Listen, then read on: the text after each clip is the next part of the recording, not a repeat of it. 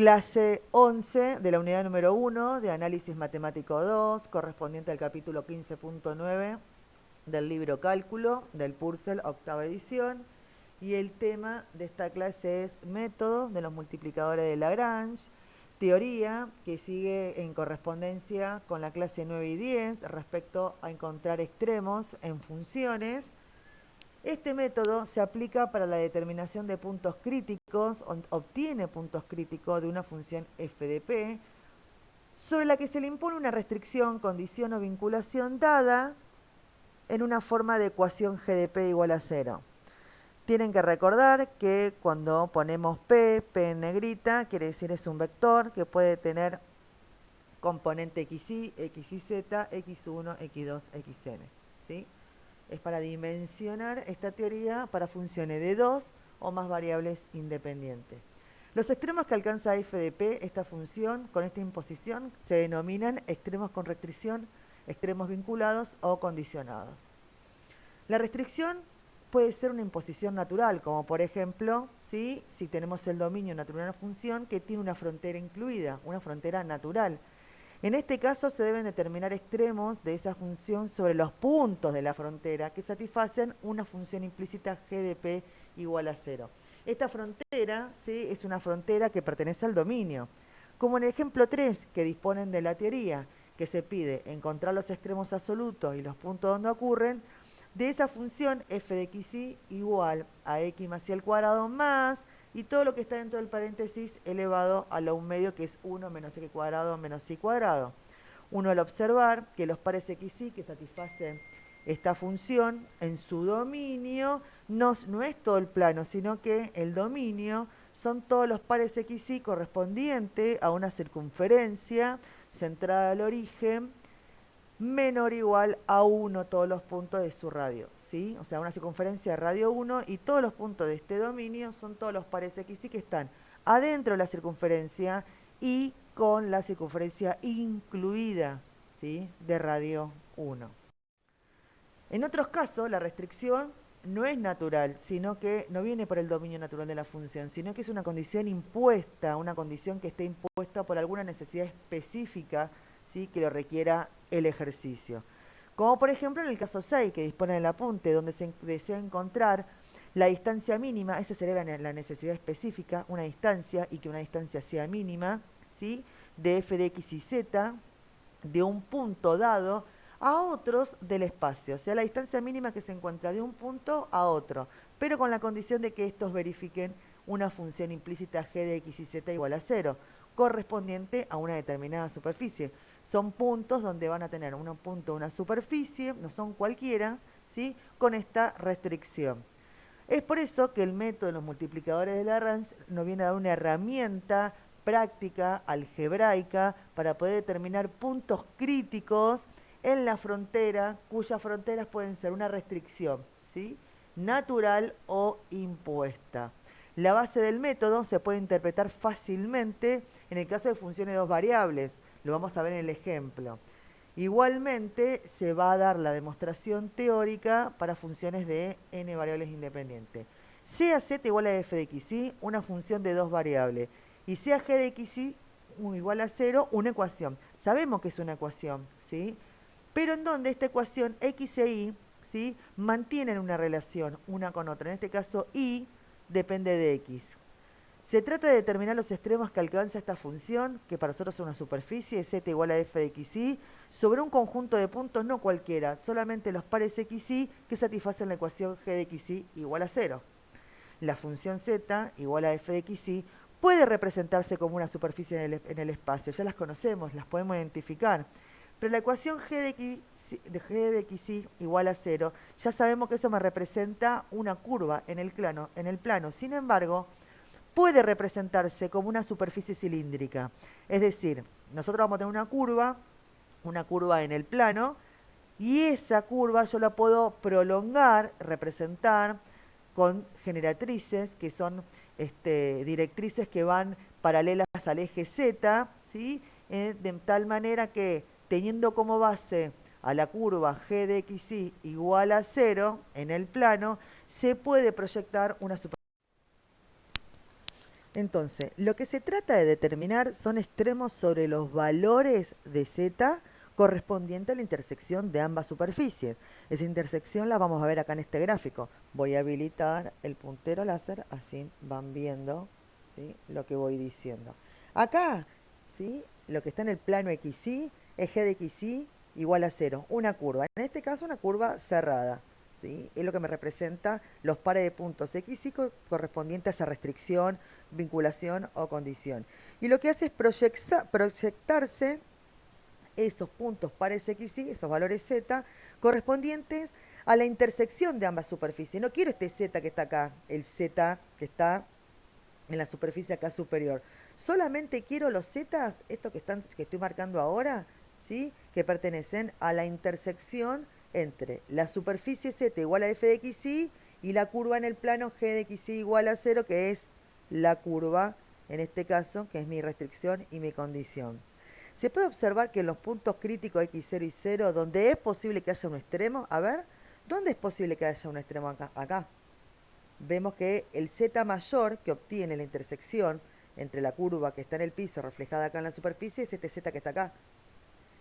Y el otro extremo, ¿sí?, que parece que es un mínimo, es este que está acá. ¿Sí? Vemos que donde es posible que haya un extremo en z, la curva, vamos a ver la proyección en el plano, la curva g de xy igual a 0, esta que está acá, es tangente a la curva de nivel, ¿sí?, de la superficie f de xy igual al valor que toma, ¿sí?, en ese punto. Esta superficie de nivel es el z correspondiente, ¿sí?, a x0 y 0. Lo mismo pasa acá con el mínimo. Fíjense, es tangente. Entonces, la gráfica g de xy igual a 0 es una curva que es tangente a estas dos curvas de nivel. Fíjense, donde ¿qué es tangente? Que lo toca en un solo punto la tangente, ¿sí?, y no que la pasa en dos puntos. En esos puntos vemos que donde la curva g de xy, la curva de restricción, ¿no?, g de igual a 0 y la curva de nivel, en esos puntos hay puntos de tangencia. Ahora miramos este gráfico, esta segunda gráfica. También tenemos una curva, ¿sí?, g de xy igual a 0, en este también es una curva perteneciente a un conjunto cerrado, ¿sí? ¿Por qué conjunto cerrado? Porque tiene principio y tiene fin. Recuerden que un conjunto de puntos continuos también es un conjunto cerrado, aunque no encierre nada interior, sigue siendo un conjunto cerrado. La proyección de esta curva, ¿sí?, que parece un segmento de parábola o parecido a una parábola, la mitad, ¿sí?, de una circunferencia o la mitad, ¿sí?, de una perteneciente o solamente un segmento, una elipse, no sé, una curva que puede representar, ¿sí?, un montón de cosas. En este caso la curva tiene principio, tiene fin y un conjunto cerrado. La proyección vemos que encuentra un solo punto crítico, fíjense, un solo punto crítico que es tangente solamente a una curva de nivel. Acá, en esta gráfica, ¿sí?, es una curva tangente a una de las curvas de nivel de f de xy en un punto donde vemos que en este caso alcanza un valor extremo. Lo que no hay que olvidarse, que lo vamos a ver más adelante, que estos puntos, los que se llaman frontera de frontera, o sea, los extremos de la curva, también se deben considerar como puntos críticos, en este caso serían puntos singulares, forma parte del procedimiento. Sigamos. Es sabido que el vector gradiente, ¿sí?, en un punto es perpendicular a la curva de nivel, eso ya lo hemos demostrado. Y además sabemos que el vector gradiente de una función implícita también es perpendicular a la gráfica de la función implícita. Pero como esta curva, la curva de nivel, y esta curva, ¿sí?, la curva restricción, tienen un punto de tangencia y ambas tienen un vector gradiente y en ambas, ¿sí?, son perpendiculares, ¿cómo serán estos vectores? Entonces se concluye entonces que en estos puntos donde hay tangencia, estos vectores son colineales, ¿sí? Estos vectores son colineales. Entonces, es decir, que el gradiente de la función en ese punto es igual a lambda, por ser colineal, al gradiente de la restricción, g de xy de esa curva, donde lambda es un número real. Sin embargo, cabe destacar que esta condición que aparece como necesaria para la existencia de un extremo, no siempre es suficiente. Y esto hay que aclararlo por algunas teorías que uno ve, que está subido a internet, donde dice que el método multiplicador de Lagrange determina extremos. No, el método de multiplicador de Lagrange determina puntos críticos, porque puede pasar lo siguiente, puede pasar que entre la curva, en este caso es como esta S, ¿sí?, entre la curva, restricción y la superficie, el método encuentre, fíjense, este punto de tangencia, acá hay una tangencia acá abajo, sin embargo me proyecto a los valores de z y ese valor evidentemente no me representa ningún valor extremo, simplemente la atraviesa.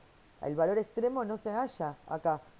Entonces, en esta figura se puede observar que la gráfica, ¿sí?, de gx igual a 0, o sea, la curva restricción, es tangente, ¿sí?, a la curva de nivel, el que está acá, es tangente, se encuentra un punto de tangencia en ese punto, pero finalmente la atraviesa. Fíjense que no es que la acerca tangencialmente, sino que el resultado se puede observar extremo, ¿sí?, en ese punto de tangencia. Los puntos en los cuales, ¿sí?, es posible que f de p sujeta a la restricción g de p igual a 0 sea un extremo, satisface el siguiente sistema de ecuaciones. Y acá está el método. Es este que está acá. Esto es un sistema de ecuación, ¿sí? De esta igualdad es lo que obtuvimos anteriormente, lo pudimos analizar gráficamente y ahora lo vamos a analizar analíticamente. Pero gráficamente vimos que el gradiente de la función, y lo pudimos ver, ¿sí?, por ser un punto de tangencia, el gradiente de la función es igual, es colineal, ¿sí?, al gradiente de la curva, ¿sí?, por un lambda. Y además que en simultáneo, ¿sí?, esos puntos de tangencia corresponden y verifican a cada uno de los puntos de la restricción. Entonces, supongamos, por ejemplo, si tenemos, vamos al caso de funciones de dos variables, que es el caso que trabajamos generalmente. Supónganse que tenemos z igual a f de xy y g de xy igual a 0. ¿Cómo sería este sistema de ecuaciones? De la siguiente manera.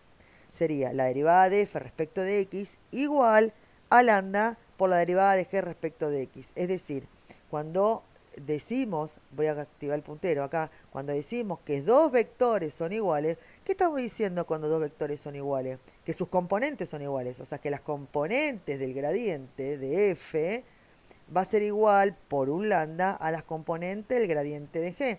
Y acá se establece esta igualdad. La derivada de f respecto de x es la componente del gradiente. Igual a lambda por la derivada de g respecto de x es la componente del gradiente de la función g.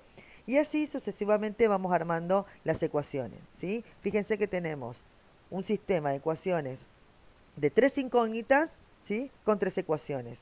Por lo tanto, se puede determinar los valores de x y de y. En este caso, lambda también forma parte de una incógnita, forma parte del procedimiento que me va a permitir, cuando obtengamos su valor, el determinar cuáles son los pares x y que verifican el sistema. Vamos a ver la demostración analítica. Voy a aclarar algo. Esta demostración analítica son demostraciones que a veces yo les digo que con rigor, ¿sí?, las queremos demostrar, no para que la tengan que aprender de forma memotécnica o de memoria, sino que simplemente saber que con la teoría que nosotros sabemos y fundamentada en conceptos tan robustos como la diferenciabilidad, podemos tranquilamente ver de dónde se obtienen, ¿sí?, esas igualdades o esas demostraciones o cómo llegamos a este teorema mediante procedimientos algebraicos con fundamentos teóricos que ya conocemos. Igualmente, si algún alumno no sigue al dedillo, ¿sí?, todo lo que voy diciendo, disponen de esta demostración en el apunte teórico, lo pueden ver con un poco más de tranquilidad. La idea es que entiendan el fundamento teórico y que después vean ustedes en detalle el procedimiento algebraico, que es cuando uno se pierde en el álgebra. Empecemos. Supongamos que tenemos un punto P sub 0 que es un punto crítico, ¿sí? Y es un punto crítico encontrado. Y que f de p y g de p son diferenciables. Concepto muy amplio, concepto muy robusto, ¿sí?, que sabemos nosotros definir. Entonces, como por ser diferenciable, el diferencial de f lo podemos escribir como una combinación, lo podemos expresar como una combinación lineal de los incrementos de la variable independiente, expresión que ya conocemos. De la misma manera, el diferencial de g. Pero como g es igual a 0, el diferencial incremento, y todos estamos en la misma curva, ¿sí?, que está en el plano, también va a ser igual a 0, ¿sí? Por lo tanto, nosotros sabemos que de la segunda ecuación podemos despejar el diferencial xn. ¿Por qué? Porque esta variable, la última, siempre mantiene una relación con las restantes. Es decir, sabemos que la última variable mantiene una relación implícita con las variables restantes que pertenecen a la ecuación. Si la ecuación g de p define a xn como función de las variables restantes en p sub 0, entonces es posible despejar del diferencial xn, porque es función de la restante, ¿sí? La podremos reemplazar, si no, no podríamos hacerlo. Entonces, de esta expresión de la segunda ecuación, despejamos el diferencial xn y lo reemplazamos en la primera. Eso me va a dar una expresión bastante amplia, que es esta que está acá, ¿sí? Es un simple reemplazo de los términos que están sumando, pasan restando, y este factor que está multiplicando pasa dividiendo, y trabajando esa expresión lo que vamos a hacer es llamar a lambda el primer factor que está delante del paréntesis. Es decir, llamamos a lambda a la división de las dos variaciones, ¿sí? De la variable xn en ambas funciones, entonces al reemplazar nos queda esta expresión. Y esto es lo que quiero analizar, ¿sí? En conjunto con nosotros. Veamos. Si el diferencial de la función, ¿sí? Que nosotros estamos trabajando, ¿sí? ¿Qué es esto que está acá? Esto me está diciendo variaciones de las variables independientes.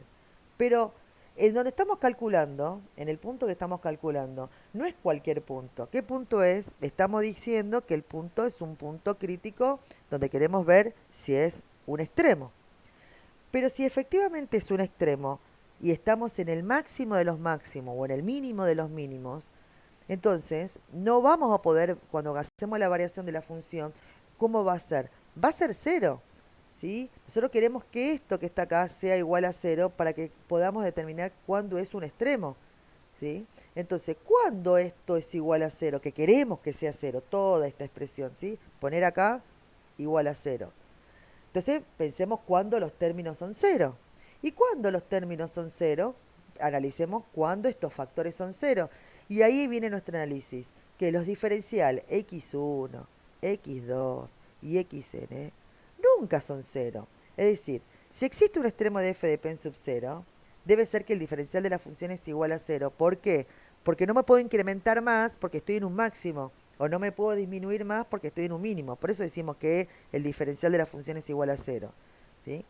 Pero dado que las variables x1, x2, xn son independientes, sus razones de cambio son distintas, son variables que varían de forma diferente, ¿sí? Sus diferenciales también son arbitrarios, no van a ser, ¿sí?, iguales, ni tampoco van a ser cero, puede que sea 1, 0 si se mantiene constante, pero no todos juntos.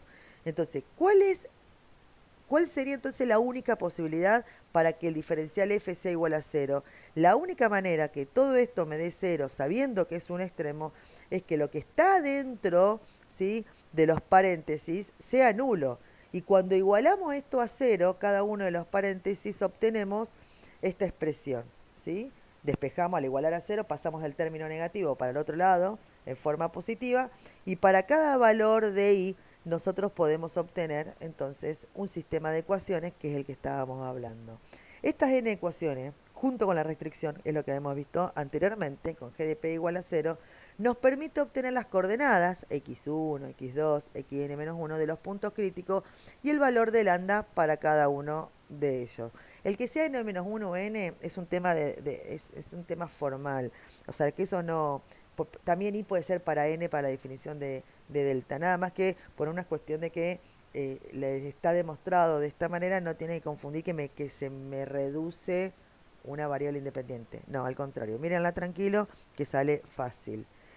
La pregunta que surge ahora es la siguiente. Entonces, ¿cuál es el criterio para determinar si hay extremos en los mismos? Porque lo que hicimos ahora fue, ¿qué? Encontrar puntos críticos. Resolvimos, esto termina siendo básicamente la resolución de un sistema de ecuaciones, que ustedes pueden utilizar más de un método, ya conocen más de un método para encontrar los valores cuales satisfacen un sistema de ecuaciones, ¿sí?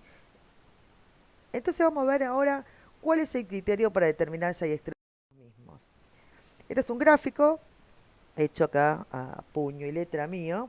Fíjense, quiero que interpreten lo que están las rayas que están acá, ¿sí? Son curvas de nivel y tenemos tres casos, ¿sí? El de una curva cerrada, el de una curva, pero es abierta, ¿sí? Abierta, perdón, lo dije mal, donde el conjunto es un conjunto cerrado de puntos, ¿sí? Donde la curva tiene principio, tiene fin, pero no tiene puntos interiores, pero sigue siendo una curva definida.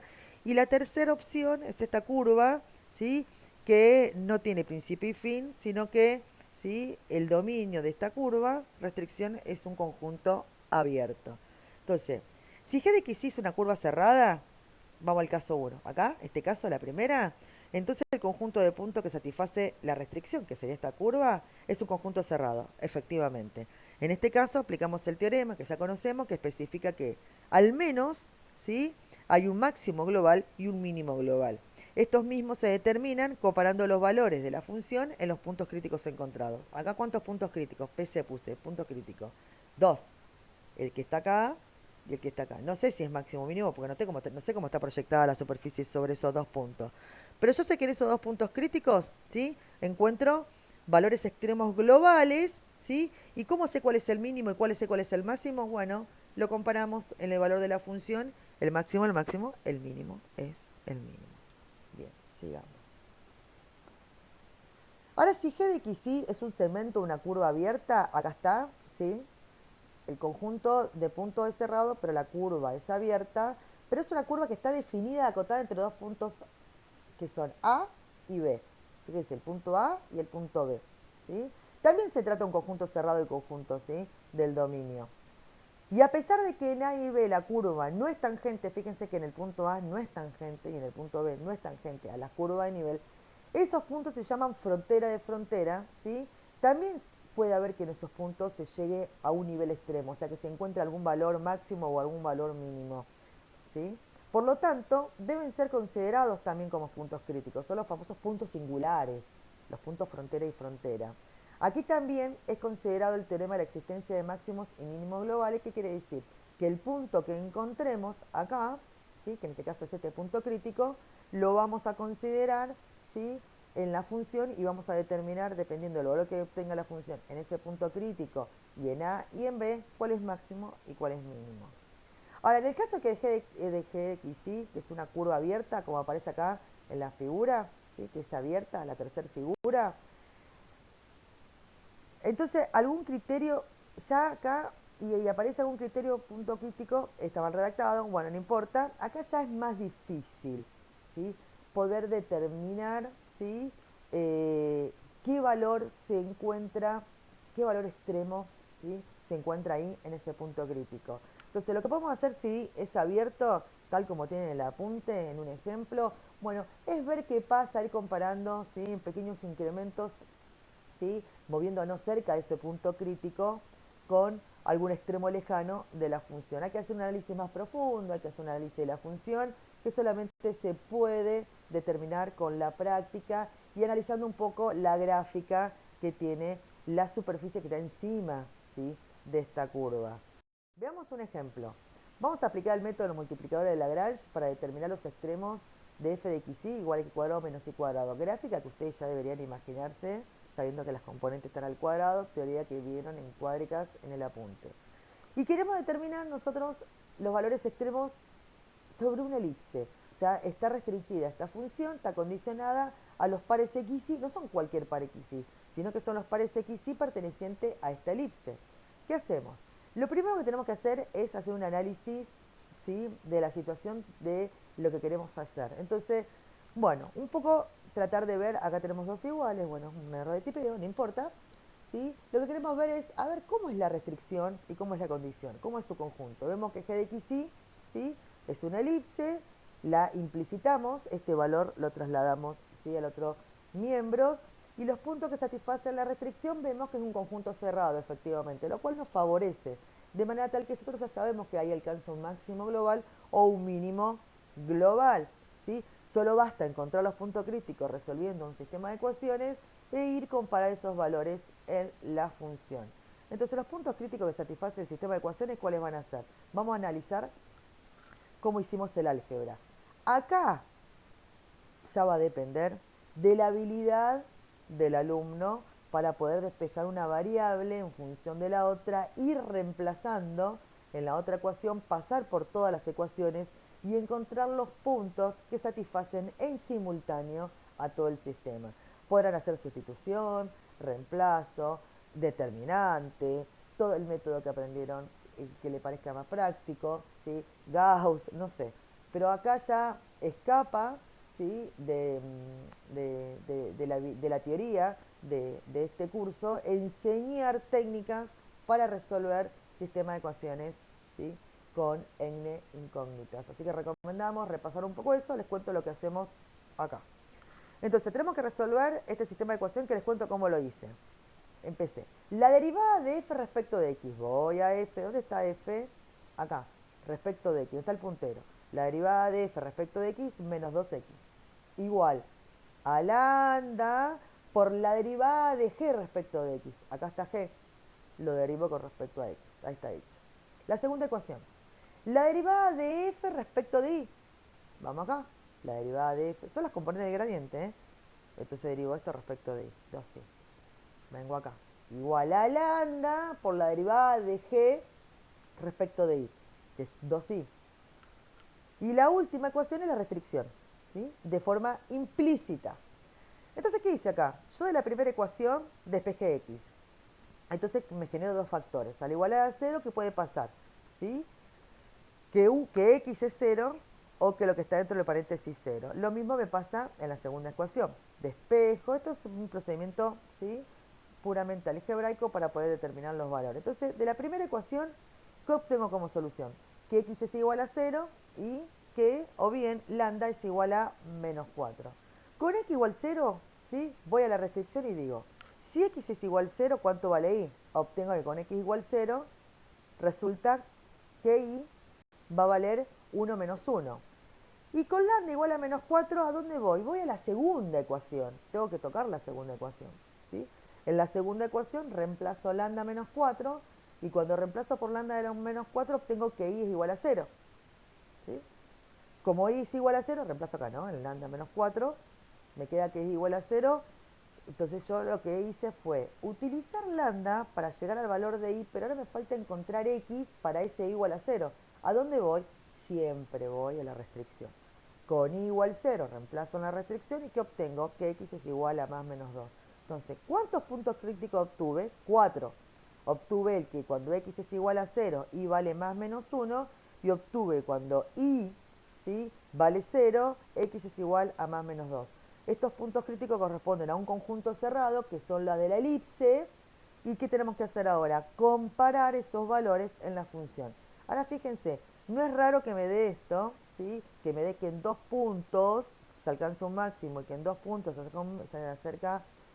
se obtiene, perdón, un mínimo, ambos globales, porque acá en la función estamos hablando de una superficie que tiene una característica, que ambas de las variables están al cuadrado y hay una cierta simetría. Por tal motivo se encuentran, ¿sí?, en estos puntos en 0, 1 y en 0, menos 1, en ambos, ¿sí?, me da 1, hay un máximo global, y en 2, 0 y en menos 2, 0, menos 4, un mínimo global. ¿Cuál es la dificultad del método? Ninguna a la hora de aplicarlo. Lo que nos pasa es que cuando planteamos las ecuaciones, las podemos plantear, ¿sí?, sin ninguna dificultad. Lo que hay que tener en claro es lo que vimos en la presentación anterior, es que ver cómo es el conjunto, ¿sí?, de puntos de la restricción, y una vez que podamos determinar si estamos encontrando estos máximos globales y cómo es la restricción, no equivocarnos y ser muy prolijos a la hora de encontrar los valores que satisfacen este sistema de ecuaciones. Es práctica y álgebra. Claro, acá donde te equivocaste un numerito, es probable que no llegues, ¿sí?, al punto crítico. Hasta acá la teoría del método de multiplicador de Lagrange. Como les digo siempre, ¿sí?, los esperamos en los foros, que realicen las consultas en los foros. Sigue siendo nuestro principal medio de consulta y esperando que anden todos bien. Nos vemos en la próxima clase virtual haciendo consultas sobre este tema. Si hay alguna consulta puntual para ver en la clase virtual, les volvemos a pedir que les manden a los ayudantes por mensajería privada algún ejercicio puntual, así la clase la hacemos más dinámica y tenemos preparado el material. Espero que anden bien, espero verlos pronto, los saludo, hasta pronto.